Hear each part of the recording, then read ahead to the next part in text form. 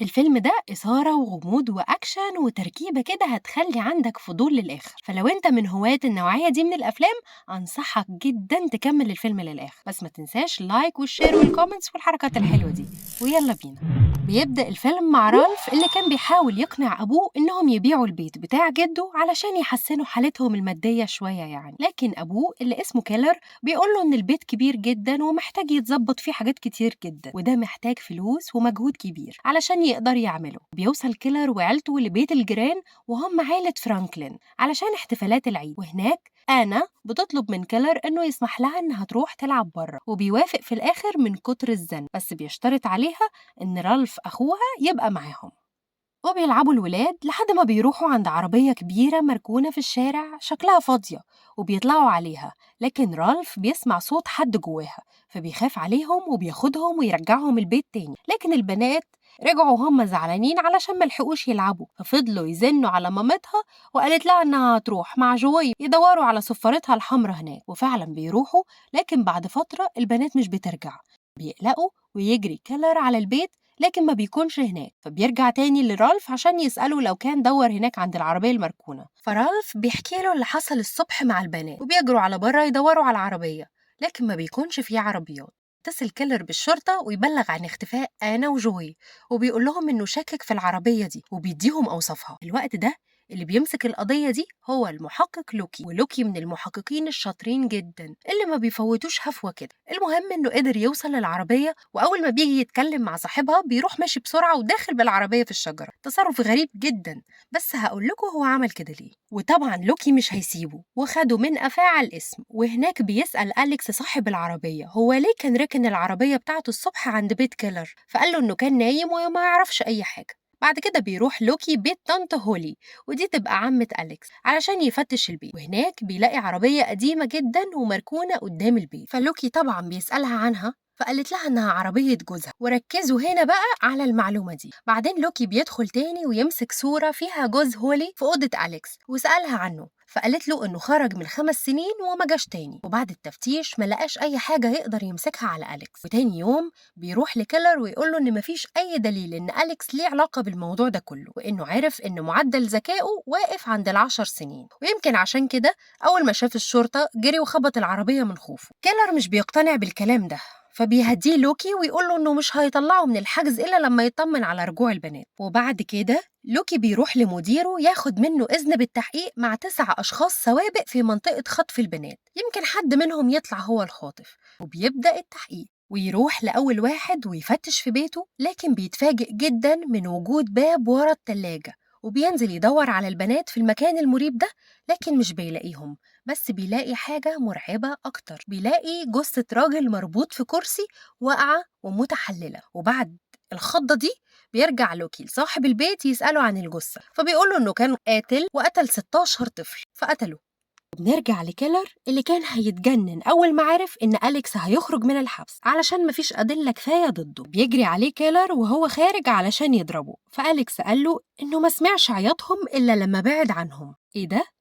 يعني ما كانش نايم زي ما قال لوكي ولا حاجة. الكلام ده جنن كيلر أكتر ومسك فيه أكتر، وما خلصوش من إيده إلا الشرطة، وده كان معصبه برضه لأنه ملحقش يعرف من أليكس أي معلومات تانية. الشرطة بتاخد كيلر وبيحققوا معاه بعد اللي عمل، فبيقول لهم إنه ما كانش المفروض يسيبوه يمشي، فلوكي بيسأله لو في حد غيره سمعه، فقال له لأ، فقال له إنه ممكن دي تكون أوهام في دماغ كيلر. بس كيلر مسكتش، راح جاب أليكس من بيتهم وربطه وجابه في بيت أبوه اللي كان بيقول عليه لابنه رالف إنه محتاج تظبيطات كتير. لوكي فضل يدور على الأطفال المفقودين لحد ما لقى طفل في نفس المنطقة اتخطف قبل كده واسمه بيري. يروح لوكي يدور على مامته في البيت، وهناك بتقوله إنها متأكدة إن اللي خطف ابنها من 26 سنة هو نفسه اللي خطف آنا وجوي، علشان خطفهم بالنهار برضو، وكانوا بيقولوا برضو إن ابنها كان بيلعب عند عربية متنقلة قبل ما يختفي. وبيرجع لوكي يحقق مع الراجل اللي لقوا في بيته الجثة المتحللة، فقال لهم إنه كان بيخطف ويقتل أطفال كتير في النهار عادي، ما كانش بيعمل كده لوحده،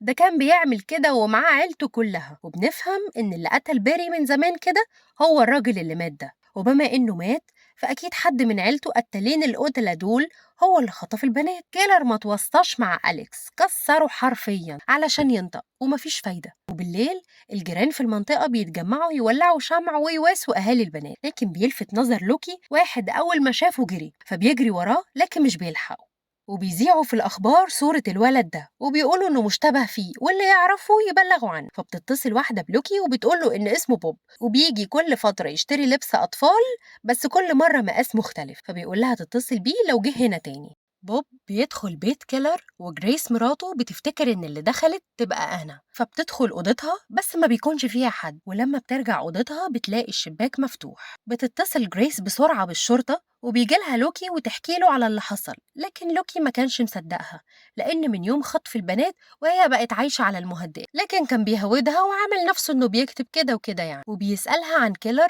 هو مش باين ليه بقاله فترة كده، فقالت له إنه من يوم اختفاء البنات وهو مختفي. لوكي بقى دماغه اشتغلت عليه وبيفكر إنه كيلر يكون هو اللي خاطف البنات، وخد فعلا خطوة وبقى يراقبه.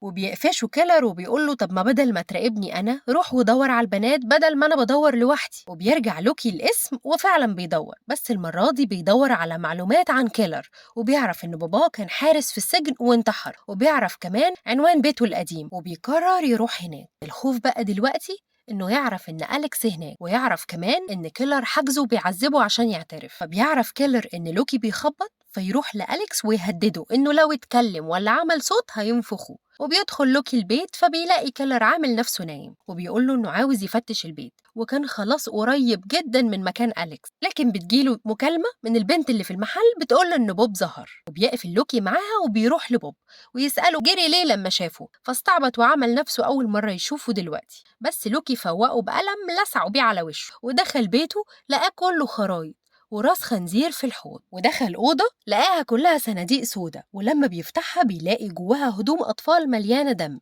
وتعابين وحاجات غريبة. وفي آخر صندوق لقى ورقة مكتوب فيها لو خرجت من المتاهة ساعتها تقدر تروح. كلام غريب ومحدش فاهم من المحققين إيه المقصود بيه، لكن لوكي أخد صور لللبس اللي كان في الصناديق وبيوري فرانكلين ومراته صور منهم، وبيقدروا يتعرفوا على لبس جوي بنتهم وسط اللبس ده. وبعدها بيدخل كيلر وهو كمان بيتعرف على فردة شراب لأنا بنته وعليها دم كتير، فبيدخل لوكي على بوب يزعق فيه علشان يقوله فين المتاهة دي ولا يفهمه حتى مكان البنات فين ولا أي حاجة تقدر تساعده، لكن بوب بياخد مسدس من لوكي ويقوم ويخلص من الصداع ده.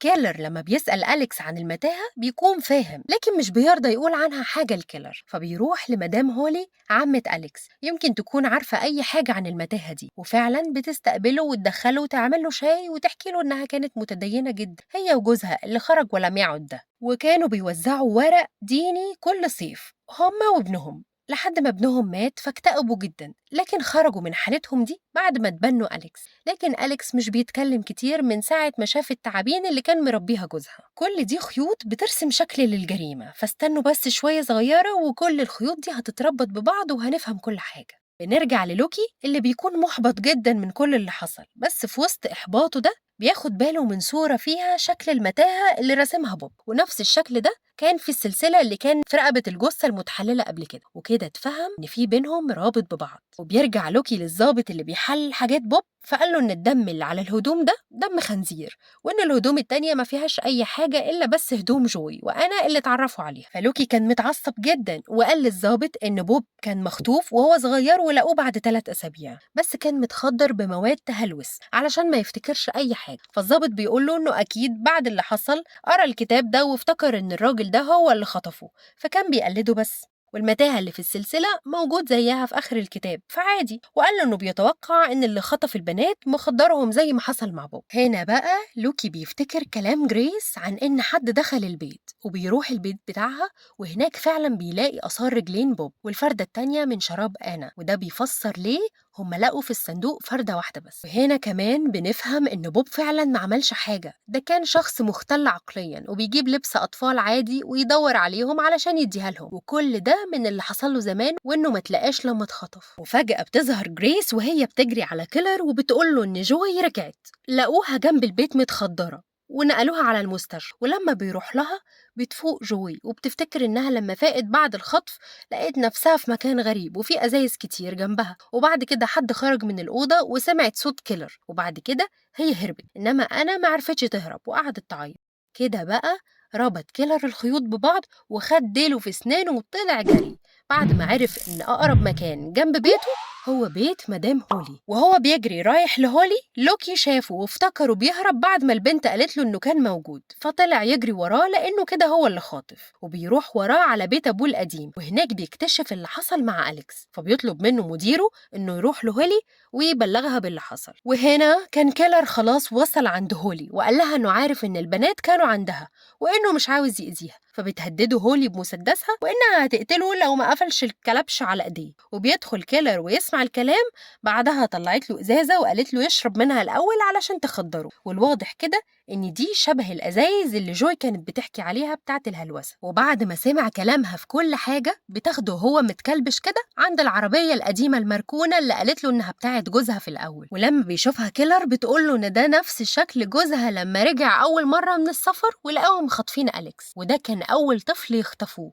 وكان اسمه باري. فاكرين الاسم ده؟ أيوة، هو الولد اللي مامته قالت في الأول إنها متأكدة من إن اللي خاطف البنات هو اللي خطف ابنها قبل كده. وكده برضو بقى واضح ليه جوزها خرج ولم يعد زي ما قلتلكوا في الأول، وده معناه برضو إن الجثة المتحللة هو ده جوز هولي، ومات كده لما راح اعترف للراجل إنه عارف بخطف الأطفال فقتلوه. وبكده بنرجع للاستنتاج بتاع لوكي من إن خاطف البنات حد من عيلة هولي. وبنرجع بقى لهولي اللي لسه مكملة في الحكاية وبتطلب من كيلر إنه يركب العربية ويرجعها ورا، وفعلا بيعمل كده وهي بتقول له إنه أليكس ما خطفش البنات، ده كان بس عاوز يفسحهم بالعربية. بس لما الشرطة جت هي خدتهم منه وحبستهم تحت الأرض وفتحت الحفرة وقالت له انزل، ولما مرضيش بتضربه بالرصاص في رجله وبيقع جواها وبتقفل عليه وبترجع العربية مكانها تاني وهي عارفة إنه هيموت تحت من النزيف. كيلر تحت بيفتح الكشاف فبيلاقي صفارة بنته اللي طلعت من البيت في الأول عشان تجيبها، يعني فعلا كانت محبوسة تحت. ولوكي بيروح لبيت هولي لكن بيلاقي الباب مش بيفتح، وفي نفس الوقت بيسمع صوت باب تاني جوه بيتفتح، فبيدخل هو جوه